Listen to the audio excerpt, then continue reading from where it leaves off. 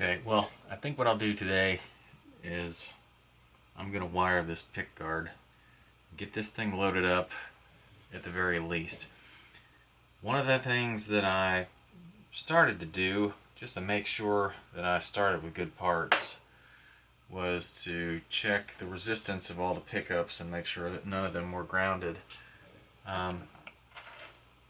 You basically do that with an ohm meter, and all you do on most pickups is go one lead to the other, and you can see that this one is a 7.8 ohm pickup. That's my neck position pickup.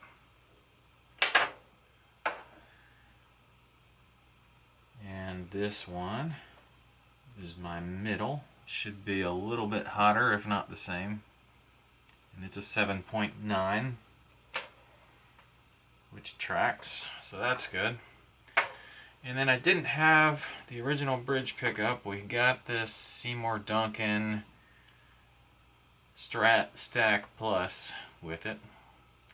And I don't know what these were supposed to be originally in terms of ohms, but when I took this thing out and tested it like it was reading 0.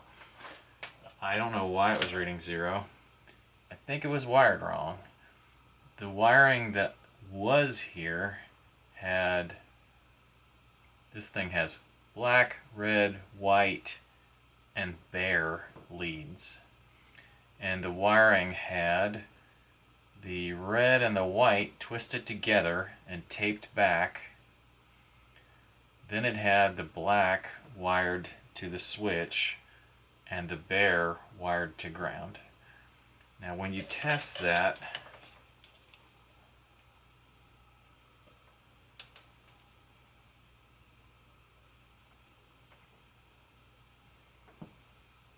it reads nothing. It doesn't even read like it's got any resistance at all. When I let loose of the wires, the red and the white wires, and if they're not connected, they read the same. So my guess is that whatever guitar mod wizard wired this in the past, I think they gave up on this guitar because they couldn't make it make any sound out of the bridge pickup, and they must have thought the bridge pickup was bad at the price that I paid for this guitar, because this thing alone is worth what I paid. But what I've been reading is that that's not how you're supposed to wire Strat Stack Plus pickups. You're supposed to tape the red wire back and then wire just the black and the white leads, which if I do that, it reads about 9 ohms. So that seems correct to me. I'm going to go with that. I've trimmed these back and cleaned them up, but I think I'm going to trim them back even further, because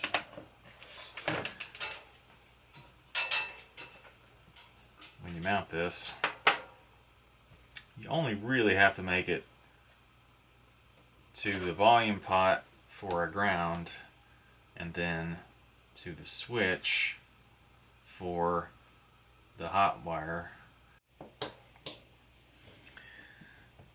I just really quick wanted to show you, I've been cleaning up some of these old parts that go into this guitar, and I wanted to show a cleanup of a pot like this. You know, pots that they have their little lugs on them for the wires to be soldered to, and then a lot of people solder to the backs of them as well. So I just want to clean up all the old solder and all the old resin.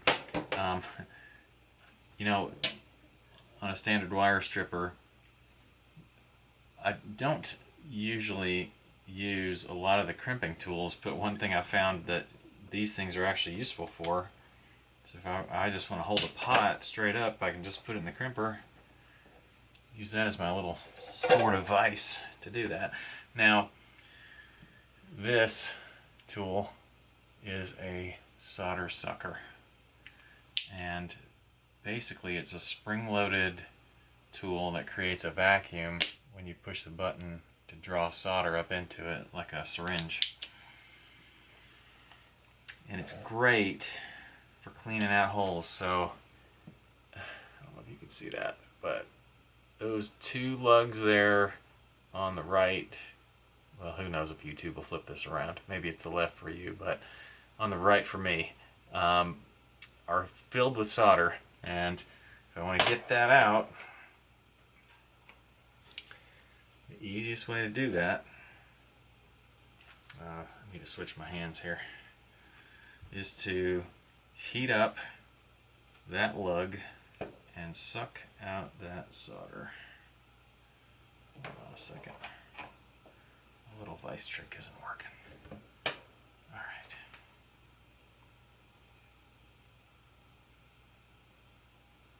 So now it's liquid. Alright. Let's do one more.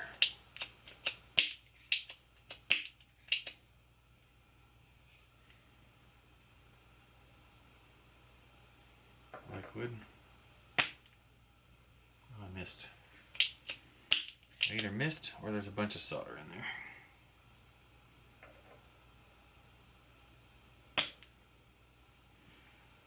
Alright, cool.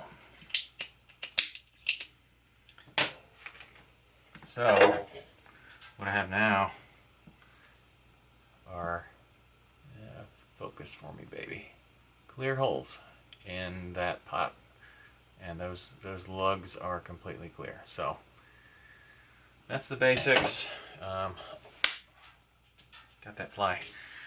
And I'll clean this solder off the back. All you do is just heat that up and suck it off the same way. But I'm going to clean up all these pots and parts, and then they'll be ready for wiring.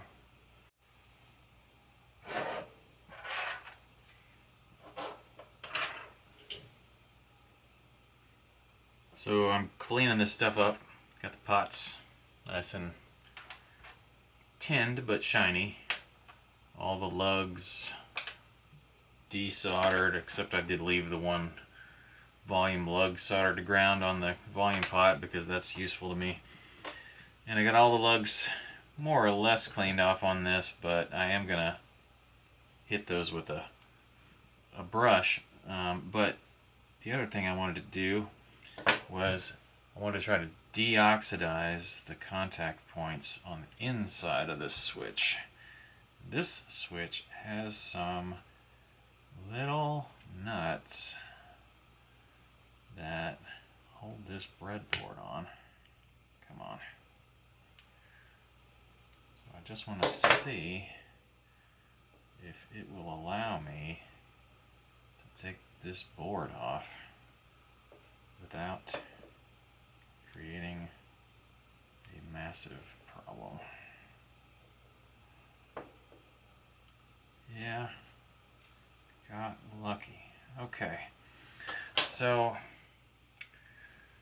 I'll clean this off a little bit. Look at those lugs. I mean, they're just not shiny. It's gross. So I use this stuff.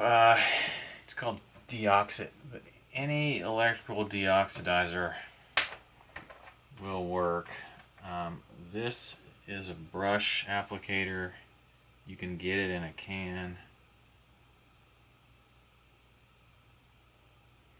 And if you get it in a spray can, that is nice because you can use that to shoot it inside of a pot or somewhere where you just can't get a brush. And I just want to clean off the points of contact where these pieces of the switch meet each other. And that's it. So just get those cleaned off.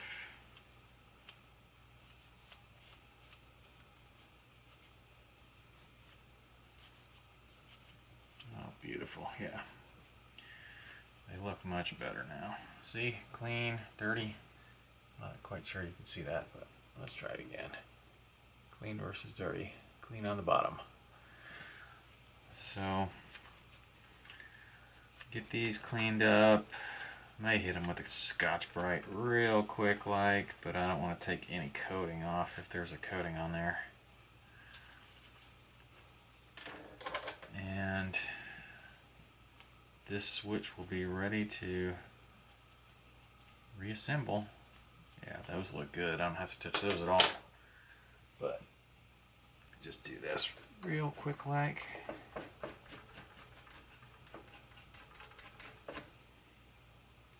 Yeah, there's a spot there I don't like.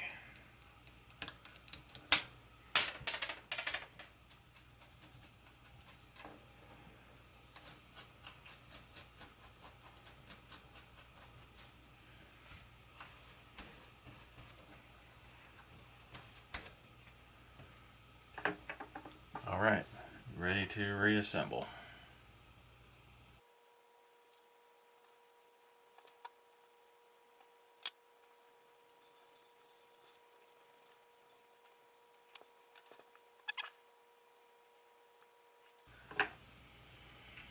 Honestly, I like this switch. I don't know why. It's just nice and has a nice positive feel to it. The detents are good, and I like the contact. It's just nice. Oh well. It's not an Oak Grigsby or a CRL, but it'll do.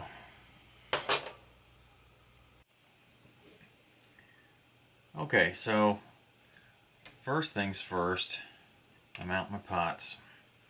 A lot of people don't wire directly on a pickguard. They'll use a template like a piece of cardboard or thin wood or an old pickguard or something, and they'll do the wiring there and then they'll transfer everything over. But I'm just going to do things here because, well, I'm lazy. So I'm going to start with the tone capacitor and the ground wire that goes between the three pots. On a Strat, the two tone controls share a capacitor, and I looked at the original capacitor. I've already tossed it, but it was a 0.047 capacitor. I believe that's microfarads. And I looked up the stats on a Seymour Duncan, and the Seymour Duncan recommends the 0.022 capacitor. And since that pickup is going to be the star of this guitar, I figured I'll use the right cap. So basically, what happens on a Strat is the tone cap goes between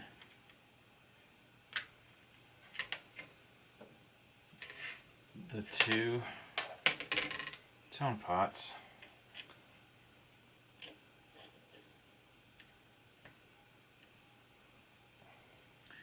It'd be a lot smarter if I use needle nose pliers.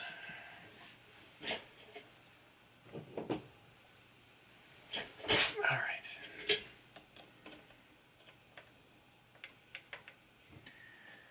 And a lot of times you'll see this arrangement where the lug or the leg of that capacitor just goes straight from pot to pot. It was actually like that on the old tone pot, or the old capacitor.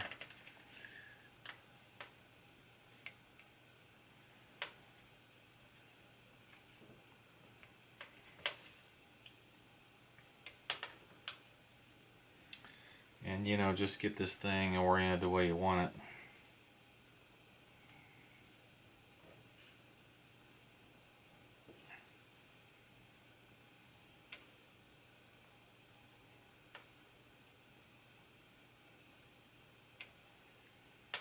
So one leg of the tone cap has got to go to ground, and the other leg goes to the tone pot. And you see that when these two share that leg, they're essentially connected at that point, each one to a leg of this capacitor, so they share the same capacitance value. Okay, so let's get this thing started. Now, when I'm soldering these, I usually pre-tin my parts, but since these already had solder on them already, I don't have to do that. They are pre-tinned. But if you don't know what that means, basically, you know, you just get a little solder on your iron and, you know, heat up the area that you're going to solder to, get it coated in a thin layer of solder, and then you can get started soldering. But like I said, this one is easy.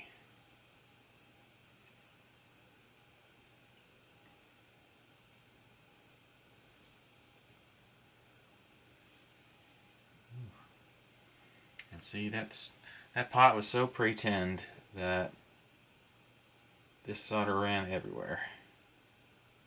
I'd like to keep it in one spot if I could, but it's just not going to be so pretty on these because I'm reusing parts.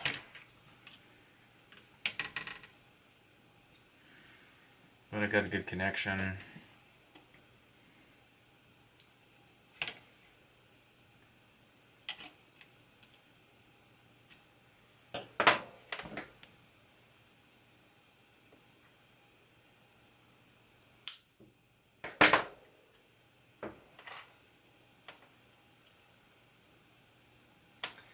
It's best if you can get a decent mechanical connection in addition to a good solder joint, because the best electrical connection is going to come from the parts actually touching each other and not because they're joined by solder. The solder should really be there to hold it in place.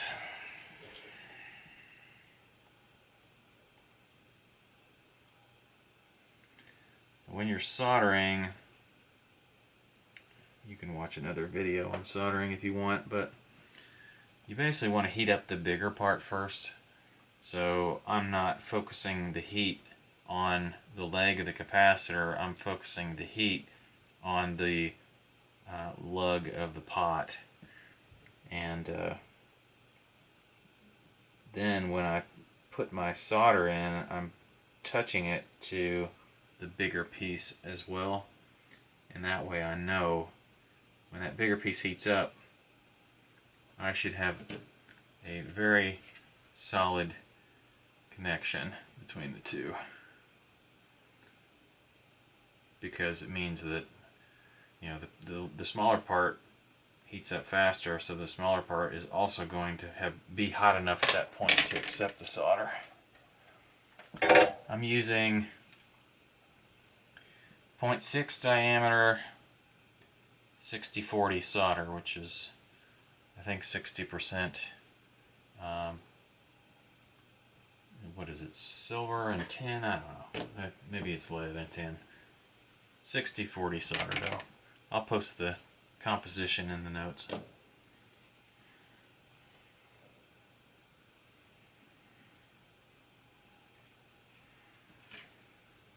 Alright, now for a ground. And I mentioned that I tend to think that these pots being grounded to this foil is enough, but this foil actually started coming apart on me whenever I was cleaning up the pickguard, so I don't really trust it that well. I mean, I could test out the ground, but it had a ground wire here originally, so I'm just going to go with it. What I like to do is use the same wire to go all the way across. So I'm just going to trim this a little bit to length.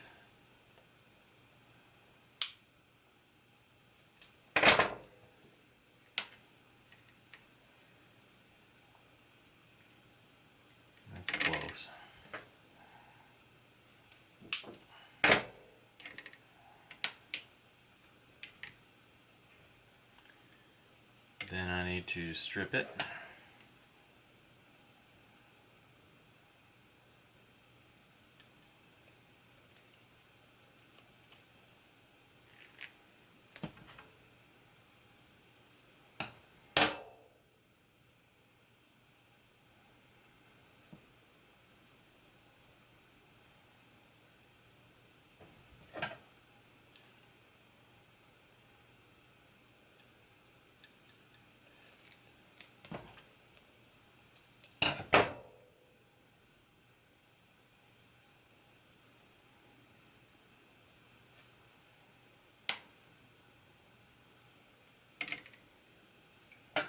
If you get real fancy, you can try to strip in the center of the wire too. I don't know if this is going to work, but we'll give it a shot.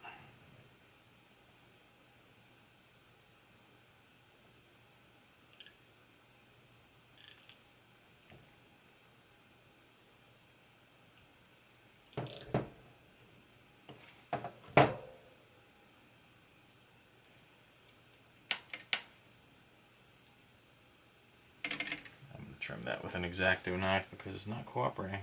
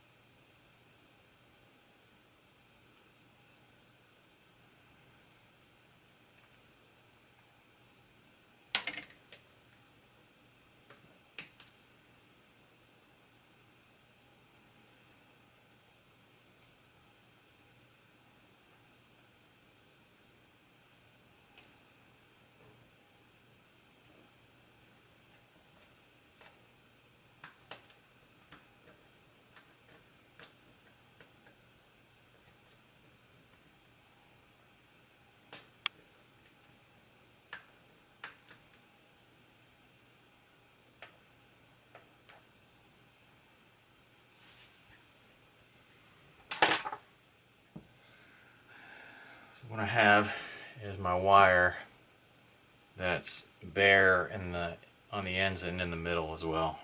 So when I lay this across, I'll be able to solder in a straight line all three connections. Now, this wire is not pre-tinned, so let's do that. Alright, so you need to get yourself some flux if you're going to be doing a lot of soldering. This is just a flux pen. I don't know where I got this, but it's MG Chemicals flux pen. And you know, I just bought this one pen that's lasted me forever, so it's pretty simple. You know, whatever you want to apply solder to, just hit it real quick with the pen.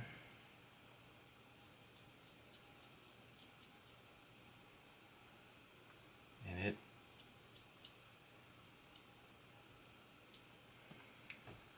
will absorb. And so usually, you know, guys will have like these alligator clip setups or whatever that they'll have on their soldering bench. I don't have one of those, so I just stick my wire in a pair of pliers, and I'm going to use that for the moment. But all you need to do to tin the ends of your wires is really just get a little bit of solder on the end of your gun and just hit the wire, and that rosin solder flux stuff just sucks that stuff right down into that connection. There we go. Tinned up, ready to connect.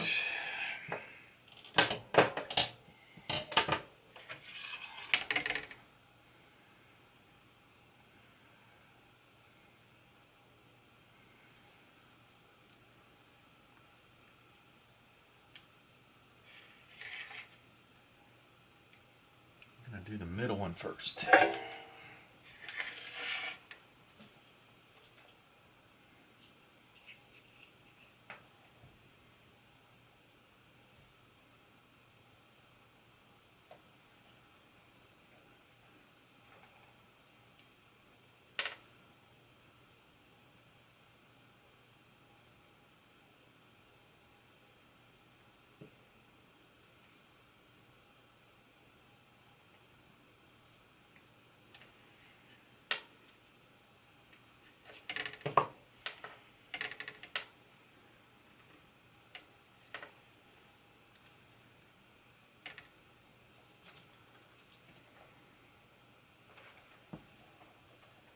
Gotta get yourself a wet sponge and clean your soldering tip a lot when you're doing this. When you're working with this rosin core solder, just gets dirty in no time.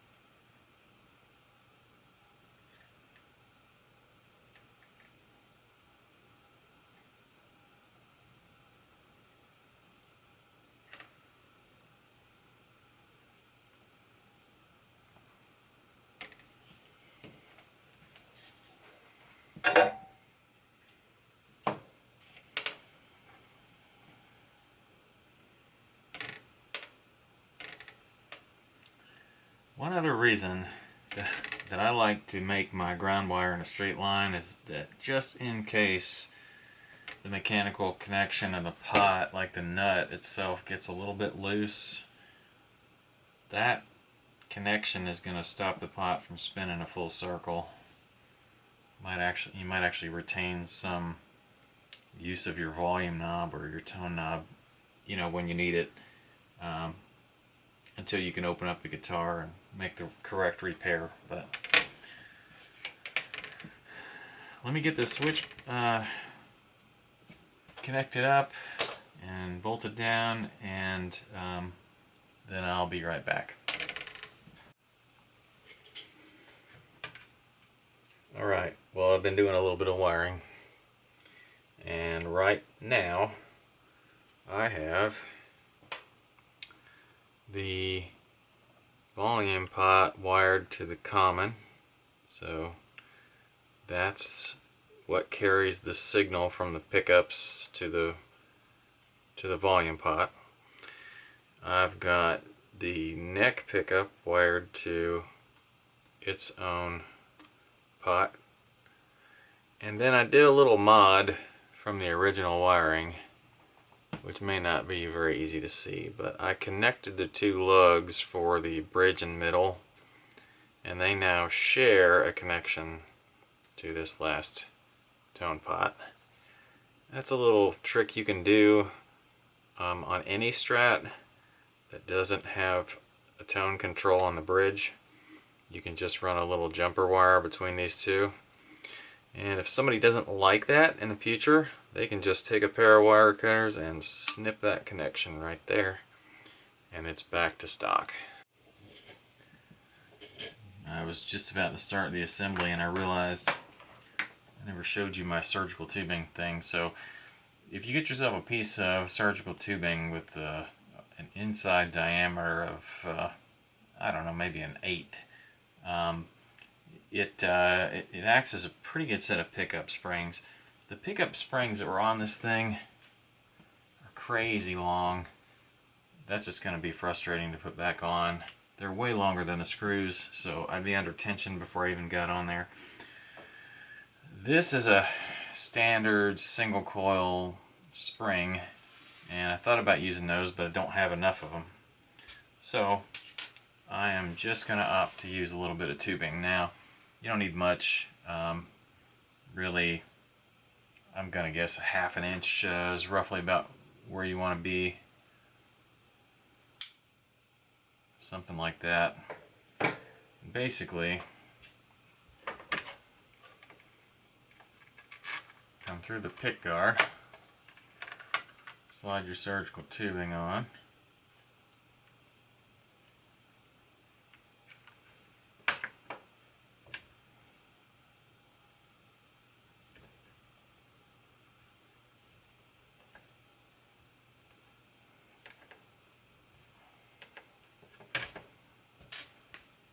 Let's go ahead and do the other side.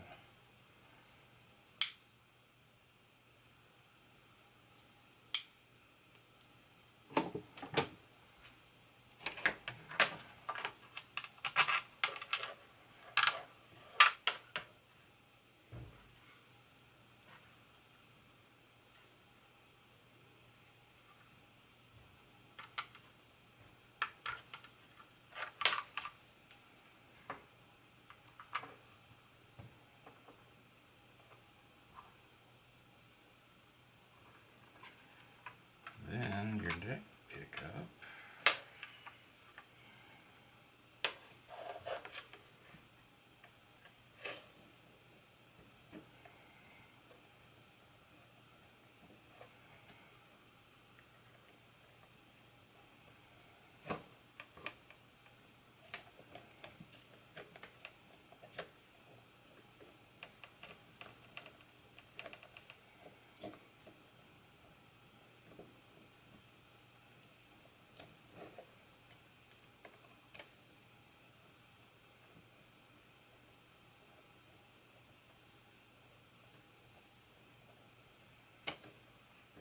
Okay, and then when you're tightening,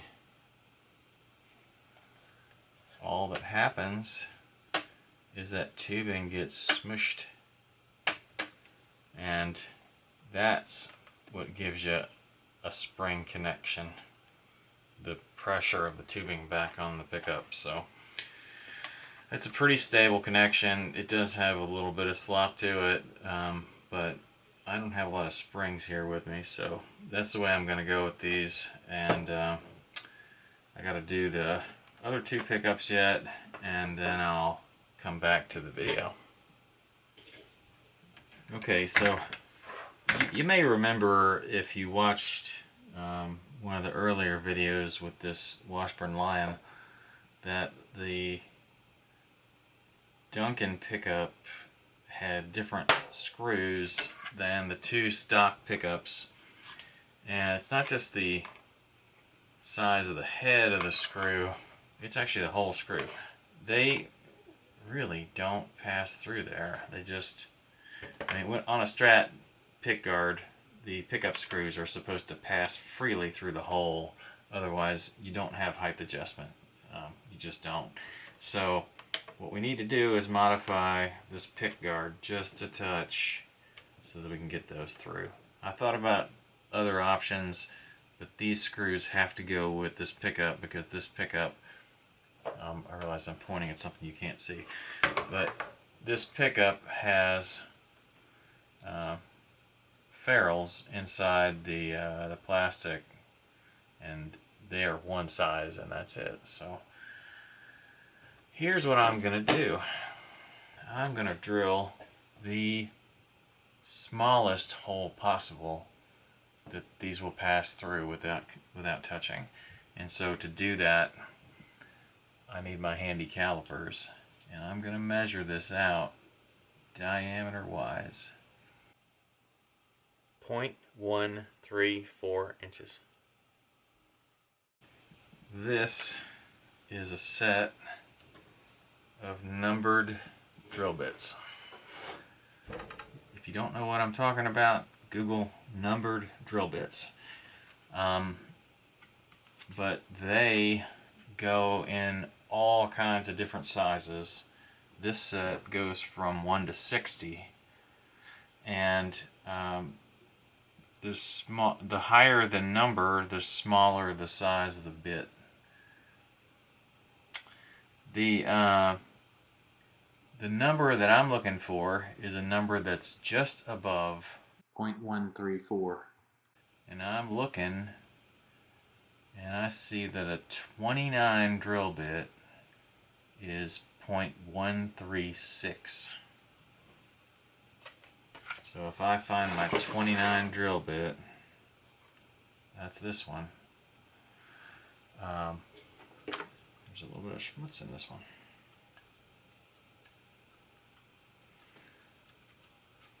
But I'll be able to drill this pickguard just barely bigger than the size of that screw. And I thought about not drilling it because I wanted to maintain the integrity of the original pickguard, but I don't think there's anything special about this pickguard other than the age and the patina that's picked up from all the cigarette smoke and whatnot, which is kind of cool, but I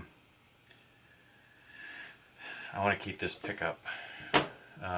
This pickup is, even though it's more valuable than the rest of the guitar, it's definitely part of the history of the guitar, and I don't have another pickup. So I am going to get my wires out of the way here and increase the size of this hole.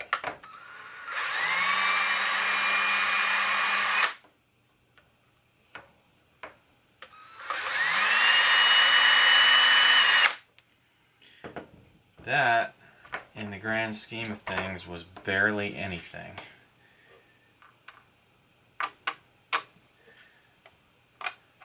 And now my pickup screws do pass through. Now the question is, do I want to go up to a 28? I think I'm going to do it because I don't know if it's my drill bit or some small measurement of my caliper being off, but I think this is going to afford me a little bit better travel.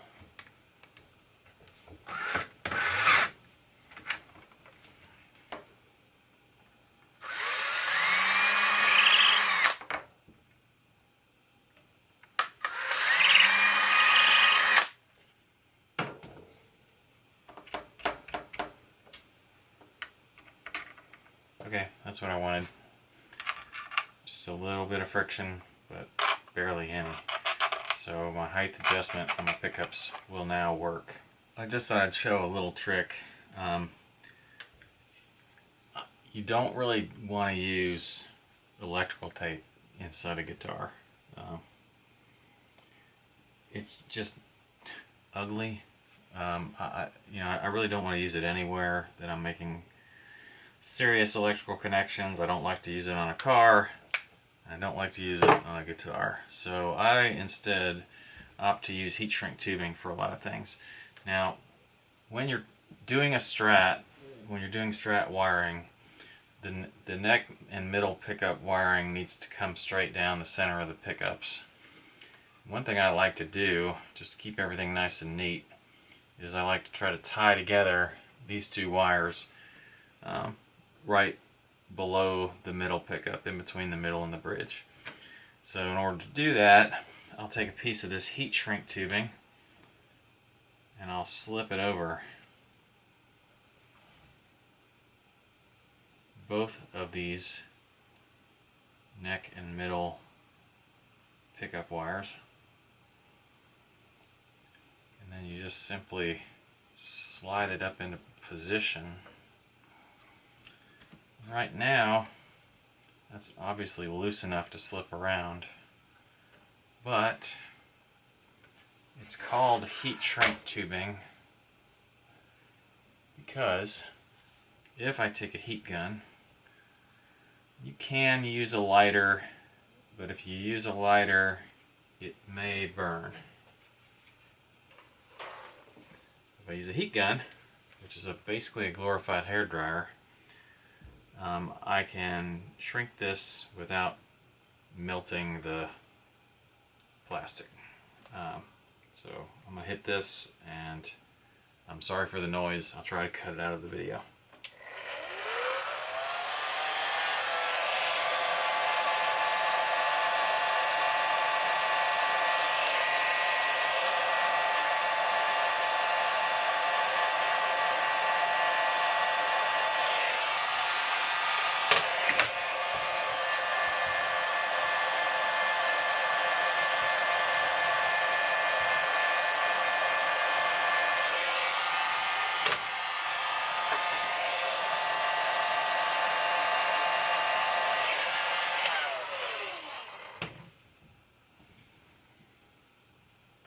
Now that shrink wrap or heat shrink tubing is fixed in place and it won't move. So that's going to hold my neck and middle wires to the center, and I can do that one more time when I turn this corner here.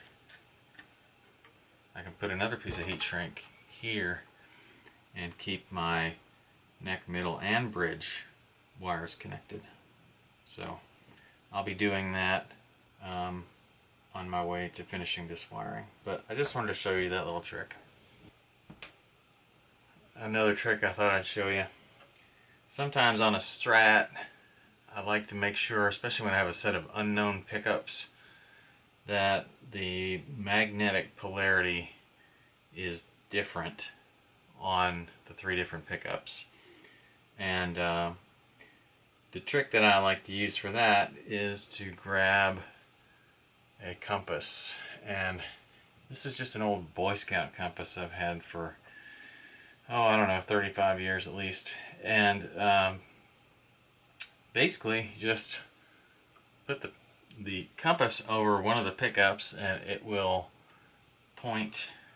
I don't know if you can see that or not. Let's see if I can find a piece of paper to put behind that.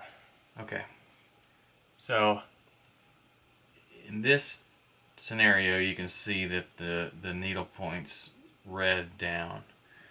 Off the top of my head, I don't remember which polarity that is, but the point is you want the opposite polarity on the middle, and then the neck and the bridge should be the same. So if I move this over to the middle, you can see it flipped. So now I'm red side up, and one more time back down, red side down. So that's just kind of a cool way to make sure that your middle pickup has reverse polarity from the other two. Okay, just a little tip. On a standard set of wire strippers, they'll usually go to 22 gauge, maybe 24 gauge if you're lucky. And a lot of these little pickup wires, especially for humbuckers and for imported guitars, are finer than that. They're not more than just a couple of strands. If you try to get in there with the wire stripper and strip it, you're going to rip the wires. So my tip is you really don't even need a wire stripper. If you've got any thumbnail at all, and mine are just about worn off, but I'm going to give this a shot. You can usually just put your thumb on the wire casing and pull the end of the wire off like that. So hopefully that saves you a step, but you really don't need a wire stripper for that fine of a wire. That's about as good as I can make an imported, really cheap Chinese, Korean, something or another guitar look in terms of wiring. I've got the neck and the middle lines trimmed back to the appropriate length. Every ground is soldered to the back of this pot. Every ground side of the pickup is soldered to the back of the pot. Then I've got neck, middle, bridge trimmed to size. All that's really left here is to wire up the jack, which will go to these 2 lugs here, and add a ground wire for the bridge. And I think we'll be done after that. One more thing about wiring. I mentioned something called a ground loop earlier. A ground loop is when there are multiple paths that an electrical signal can take to get to ground, and you want as few of those as possible. So that's why all of your ground connections should be wired to the same pot if possible. Sometimes you run out of space, especially with these tiny pots. Maybe you have to put the bridge ground on the middle pot or something like that. But if you can do it, put everything in one area, and that's what's called star wiring. Every ground stars off of that same spot. So that's what you want.